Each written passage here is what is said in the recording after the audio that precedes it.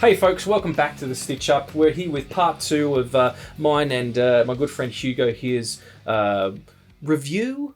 Is it a review? I think it's more of a dissection of Zack Snyder's Justice League. We're up to part 3. Well, ours is part 2, but it's part 3 of the film. And this one is called Beloved Mother, Beloved Son, but we're calling it... Right, I'm just going to start this section by saying Jesus Christ with the goddamn Ezra Miller vamping. The scene of him in the pet shop, where he's talking about the resume, and would you shut the fuck up and run fast? Yeah. And then the next part, immediately preceding this, immediately following this scene is the guy driving the truck and he drops his hamburger and he's like, oh no, giant sesame seed. Giant sesame seed, so bonkers. It's a really weird visual sequence. Oh yeah. And I do like he sort of the truck hits and it's Iris West, who is a huge Flash character. She's driving along. Okay. The car hits and all of a sudden all goes to slow motion and this really weird cover of a Tim Buckley song comes on. I think it's Tim Buckley. And then Ezra Miller bursts out of his shoes and runs out there and saves this girl, but he doesn't save her. He caresses her face, and then grabs a hot dog that's about to hit her in the head and puts it in his pocket. And it's just this. It's kind of a really weird stalkery kind of moment, Yeah. I don't get this character. I don't get the take on this character, particularly when they do it so well on TV. Yeah. I just don't get anything about that scene. I did enjoy it. I enjoyed watching it. I found it really entertaining. But she's going at about 20 k's an hour tops, and she smashes into the side of a speeding truck. If anything, she should be spinning backwards and sideways, but suddenly it flips like that. In a way that no car has ever. Oh, I'm sure it really has. If you hit something low enough and straight on, you could flip like that. You could flip the car. You reckon? I reckon. I'm talking about in respect to the way that she is hit. No. In terms of her hitting a speeding truck on the side of the truck, it makes zero sense. Yeah. Okay. Good. To the point where you're just like, what? This would have taken effort to abandon physics this much, and because it doesn't make any sense, wouldn't you go back to the drawing board and go okay, she can't hit a speeding truck on the side. If we want her to flip front ways, she's got to be going fairly fast. She's got to hit a low hard object, and then she's got to flip front ways. If that's what we want to do, guys. Yeah. But no one said that. And then my other question about it is, what's the Flash's costume for? I didn't even think of that. If he can just do this. Well, he burst out of his shoes, but apart from that, how did he explain that then to the woman who owns the pet shop? Right. He's all of a sudden his shoes are torn to pieces. I like taking my shoes off to stroke dogs. No, you're fine. It's a fucking weird sentence. You do not get the job, my friend. Yeah. And why do you walk around with readily cooked hot dogs in your pocket? Yeah. That's just... none of it makes sense. That's psychopathic behaviour. It's written by someone who's never had to get a job before. Chris Terrio is an interesting writer. Oh, is he? He has written some interesting projects. Yeah, well, he's where I put a lot of the blame for this stuff on. The failure of imagination. Yeah. Because Zack Snyder's field is an imagination and visual powerhouse, I'd say. The fucking sesame seed, that is bonkers. No one's ever done that. but the actual content of what he's working with is colossal failure of imagination. Yeah. I can't disagree. And it seems to be the theme. We keep coming back to this, the last episode, and we keep finding these places where any other choice would be good. It's an interesting way of using Flash's powers, but only up to a point.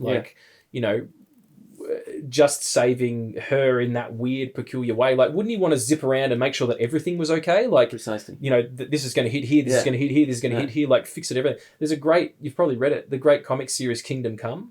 No. Mark Waid and Alex Ross, future set story about the DC universe, in which the Flash has become so, I guess it's anxious. His anxiety around saving everybody has become so intense. He is never standing still. Right. He is a blur constantly because he's always in 1,000 places. Yeah.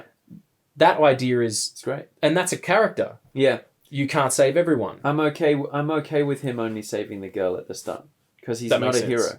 Yeah, that's true. And so that actually fits quite well with where he ends up. Where he ends up, where Yeah. he does save everything and everyone. Everybody all Yeah. at once. Yeah, absolutely. So for him to be a douche who kind of who stalkerishly strokes a girl's face in the middle of saving her and doesn't do anything else except try to get himself a job, yeah.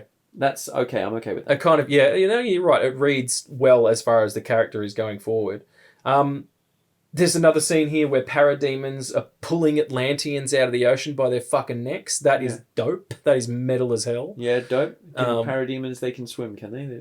Yeah, they can swim. They're as good at swimming as Didn't you know? as Atlanteans. They can swim and fly. Because one of the things I would have thought is that a creature that can fly is automatically not as good at motion in the water. Even cormorants, who they fly agilely and then they dive, they can only move so much underwater. So something that's adept at flying in the atmosphere is by definition not going to be out of good in the water, especially not as good as superhuman creatures who can go faster than a torpedo underwater. Or cormorants. So I didn't think we were going to talk about them today. We normally do, It's the way. but I just didn't think it would come up. Yeah, it's the way. You have to. Me and Hugo talk about cormorants all the time. It's obligatory.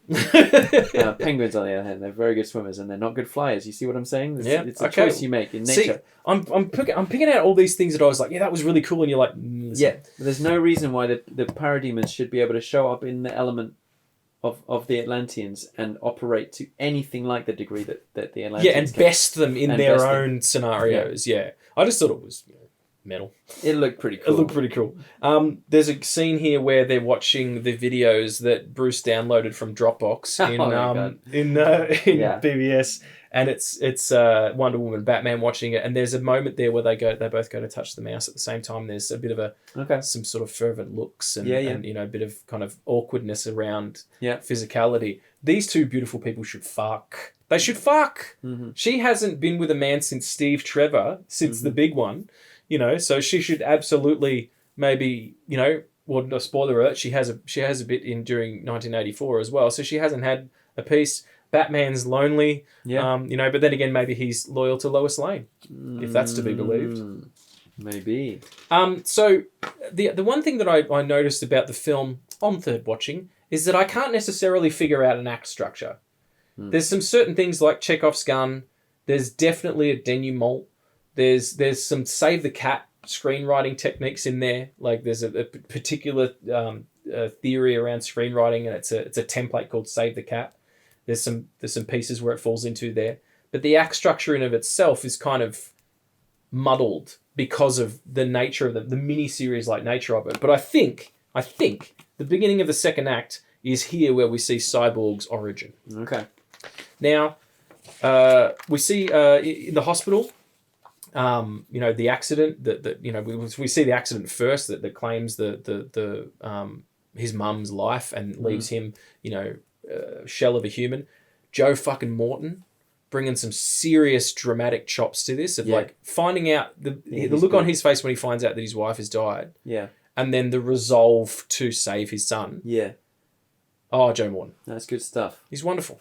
Yeah. Wonderful actor. He's a good enough actor that he probably ignored everything that Zack Snyder told him to do and just did the job. You said the best thing when we were doing the BVS episode. If I can find that particular piece of footage, I'll drop it in here. You said Zack Snyder has trouble directing a human being to act like a human being. It's not just the complete inability to direct a human to act like a human. Yeah, he doesn't know. He only knows movies. Yeah. He just takes bits that he's seen from movies. That's why he cast this guy, because he's like, I remember I need a scientist. And by the way, I don't want to get into the weeds on this, but they make... I know that Cyborg, he's always been a black kid, right? As far as I know in the comics. He's in the comics, he's the sort of like grown-up leader of the Teen Titans. Right. But Zack Snyder putting him in and being so prominent with it and having this, ethnic minority, let's say, background character so prominent and with such a great story, that's another example, I think, of Zack Snyder trying to play to the crowd and like basically redeem himself for being a Randian conservative. Did you just call him a Randian fuckhead? Yes. Like I think Randian fuckhead. That's great. That he's trying to play to the crowd and really try to show a different side of himself. Yeah. And be a bit more appealing broadly. And you're saying that this is a good thing. This is a positive move forward for a creator. Okay, no, for me it's an entertaining thing because he's not pulling it off. But I think I get what he's trying to do. Yeah. He's trying to have broad appeal. Yeah. Where he was told over and over again, and obviously he watched our footage, so he knew what we thought of his Randy. And was it ever even a fucking question? Yeah, of course he watched our review. Zack Snyder has seen episode 3, 4, and 5 of the original Stitch Up. And that's why he changed. He did a course correct. Because of us. But the point is, like, he knew full well what people were saying about him, including us. And I really think he did a course correct, morally in what he was trying to achieve with movies. Yeah. And so a lot of these inclusions, like the prominent female character, the empowered Wonder Woman character, which is like such a funny accidental parody of like feminist type ideology, like, oh, can I be like you one day as the little girl, to the empowered woman? Yeah, it's definitely written by a man. Precisely. It feels like I'm not professing to know how you would write that as a woman because I'm a man. You know, but it just sounds very women power. Yeah. Women power. Precisely. Right. I know that there's a thing called girl power, so I will literally have a girl asking whether she can have the powers. Yeah. They're trying to make this Cyborgs movie. They're trying to make him the heart of the movie. You know, they pull that off. This is the emotional. He is the emotional core, satisfying. And he does have, like, as far as accepting himself, like, he believes himself to be a monster, and by the end of it, he's like, I'm not broken. That's a beautiful sentiment, you know, especially for a character that is, was so poorly drawn in the original. Yeah. He's actually given some agency and some weight in this one. Yeah. I'm not convinced that the CG version of the costume looks right. I think it looks like fucking Jason and the Argonauts sometimes. Okay. I think it might have been served better by doing it prosthetically. Right. But I'm old school. You know, I'm much more of that idea. I do like the introduction of his powers. I think the inside his head idea has some merit. They don't do it very well, but I like the idea of him being in his head and he's watching the video of that woman, and then he gives her a bunch of money. Right. And then he turns around and he's just in the street, so it's all been going on in his head. Yeah, I like that too. They would have been served better to do the same thing that Marvel did and start somewhere. Start with Man of Steel, and then Batman, and then Cyborg, and then Wonder Woman, and then Aquaman, and build up to the Justice League. It could have worked. The Cyborg movie where he's like Robin Hood, and he's doing this stuff. That's a good movie. Yeah, I would watch that movie. Put Joe Morton in it, and then it would have been awesome. Yeah, it would have been genuinely a pretty freaking fun movie, especially if. And here's the next failure of imagination that I want to focus on. So he straight away, Joe Morton. That's just the name I'm going to give him because I've forgotten it. He tells him, there's no limit to your powers. Yeah. So he's a colossally overpowered character. Yeah. From word go. And he doesn't do anything with it. Doesn't do anything with it. Like, all he does is the payoff is that he's able to manipulate the mother boxes. That's the big. He is a Chekhov's gun. Yeah. Yeah. So here's what I imagine some of the things happening that would have been a more satisfactory payoff. He's able to manipulate all technology. Okay, so when they resurrect Superman, shouldn't he be shouldn't the team have anticipated that this could go awry? Like, he could wake up angry and and Cyborg have manipulated a space by using all of the world's technology to build a case that it's gonna take long enough for Superman to break out of, that they can talk him down. That's actually an idea. Or alternatively, he builds some sort of, room, like it could be a room, or it could be a ray of some sort that replicates the genetic properties of kryptonite. Yeah. There's really no limit to it. Yeah. And the whole, like you said, there's a scene where he's like, Joe Morton's voiceover, and it's like, you could do anything. Your powers are limitless. Yeah. And you see him like, our nuclear arsenals are nothing. And he like does that with it.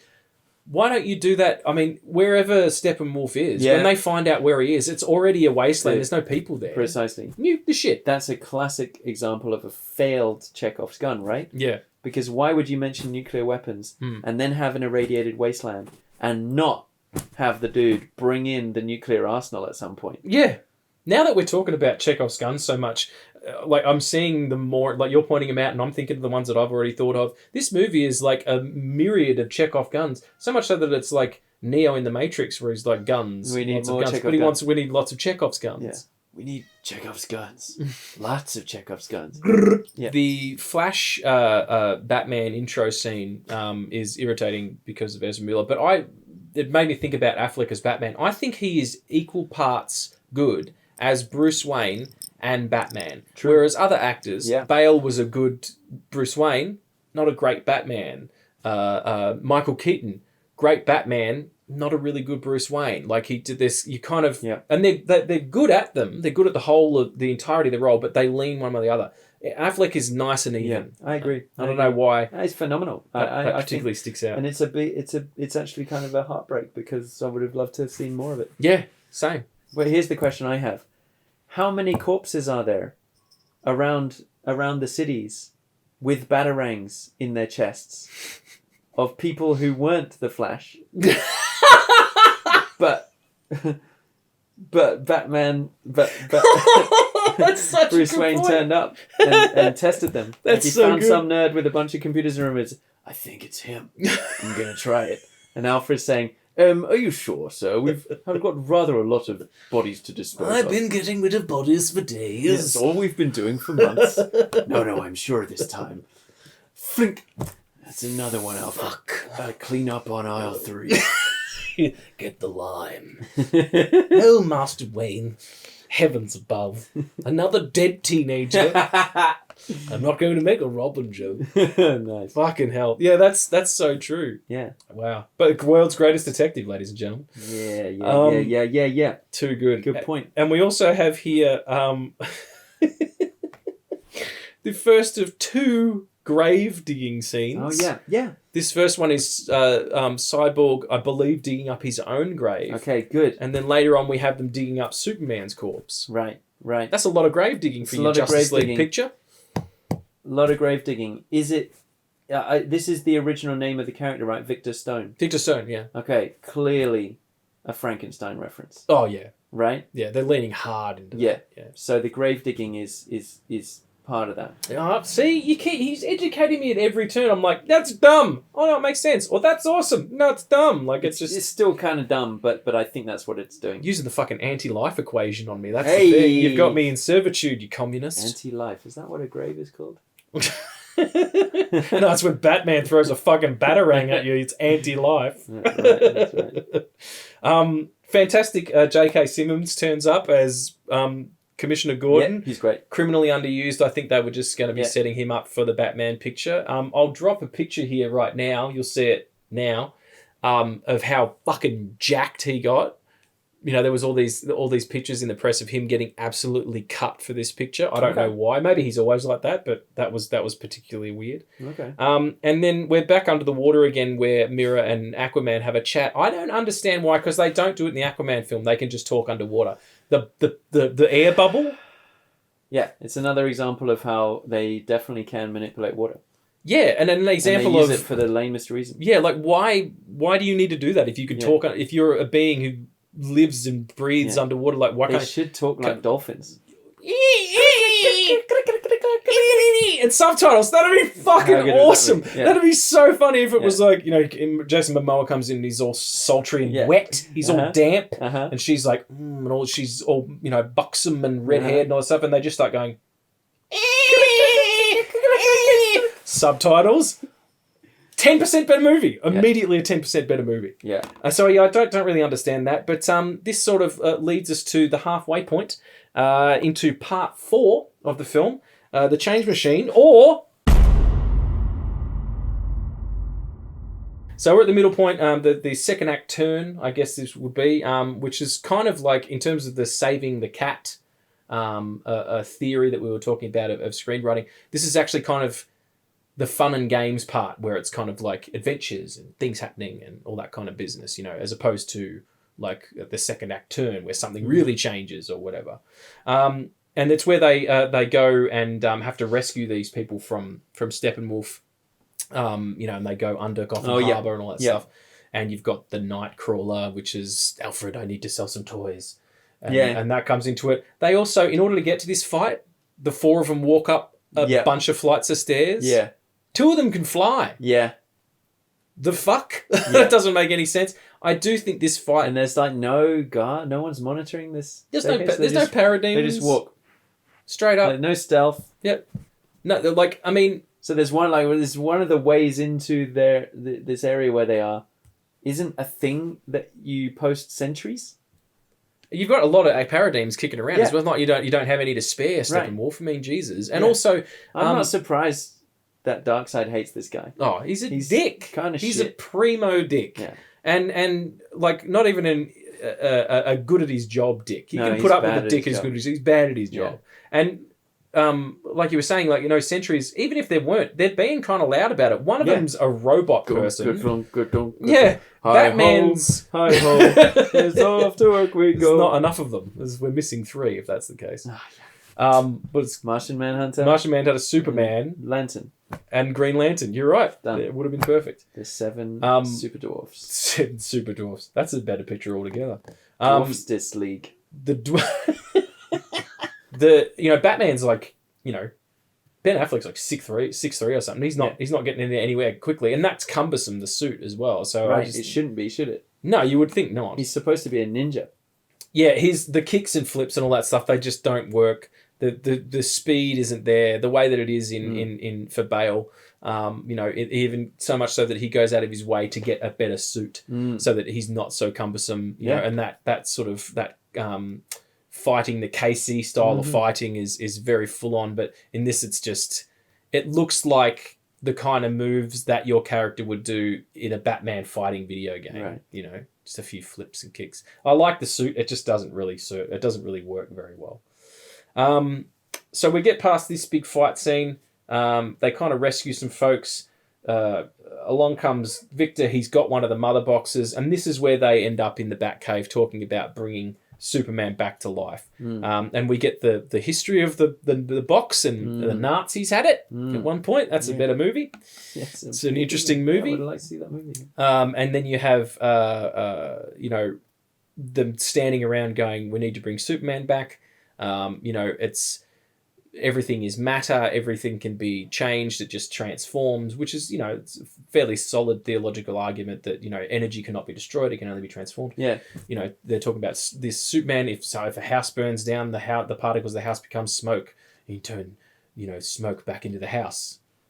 Whatever, Chris Terrio, I don't know what did you fucking hurt yourself reaching for that one? Christ, a bit too much for me. But I do like the idea of them being, like Batman in particular, being absolutely adamant that they need to bring Superman back because it gives his story so much more weight. Yeah, he needs to avenge this. Well, not avenge. He needs to make good on his debt to Superman, and it's the most important thing in the world to him, and he will risk everything to do it.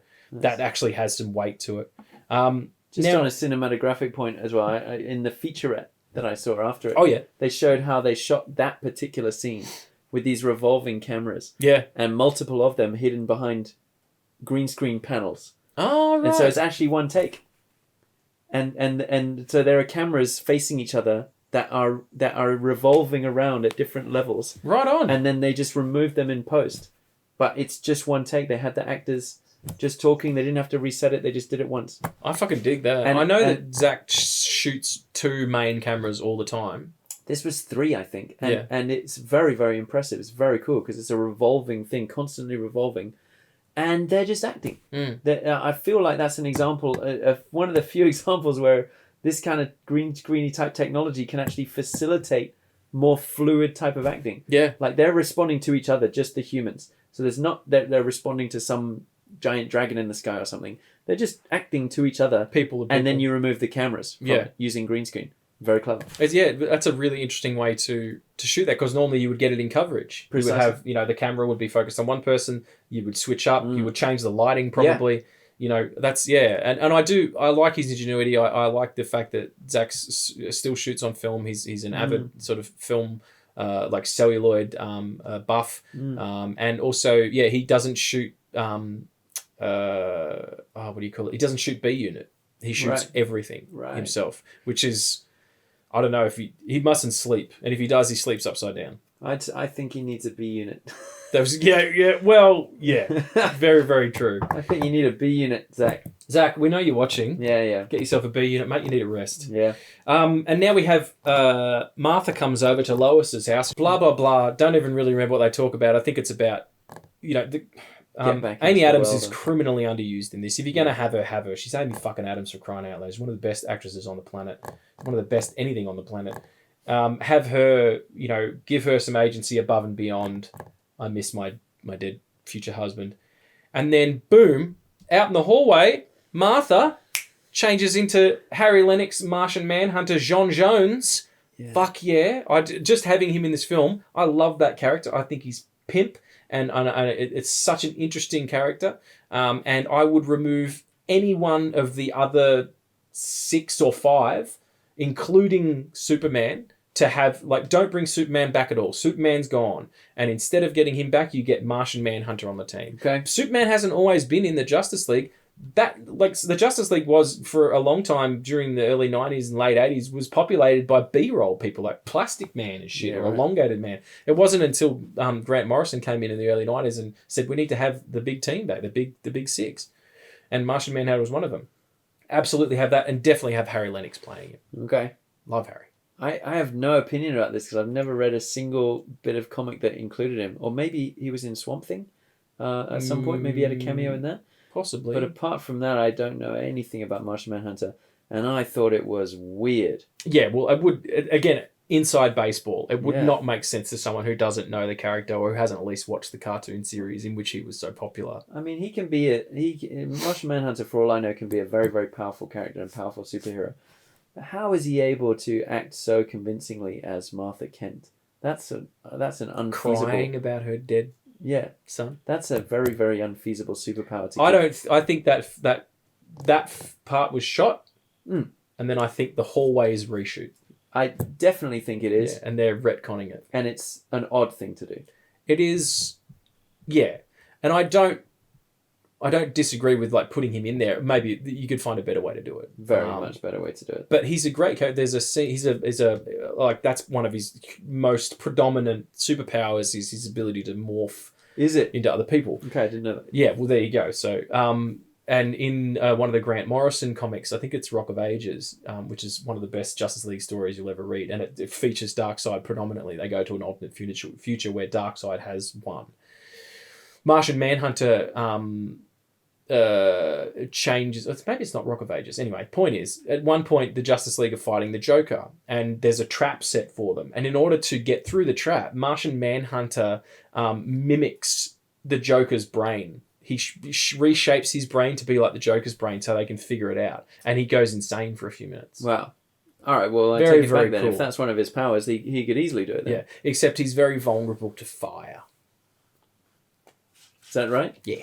Okay. They don't like fire. He has a weakness. He has a really big weakness. And also the thing about Martian Manhunter, Harry Lennox is a great physical specimen. He's a bit older than the rest of the team or whatever. Just put him in a suit and makeup. You don't need to CG it all. It's the only time that you need to do that is when it is a Steppenwolf. Or Mark Ruffalo as the Hulk, when you need to distort the human form to a grand degree. Not when it's just a guy in a cape and some... I mean, they do shit like that on... Fucking Klingons look better than that. That's it for part 2. We're going to come back with our clipboard and with our Hugo and hopefully with the cat for part 3, and we'll wrap all this crazy business up, and then we might have a little bit of fun towards the end as well. So thanks again so much for watching, and tune in next week.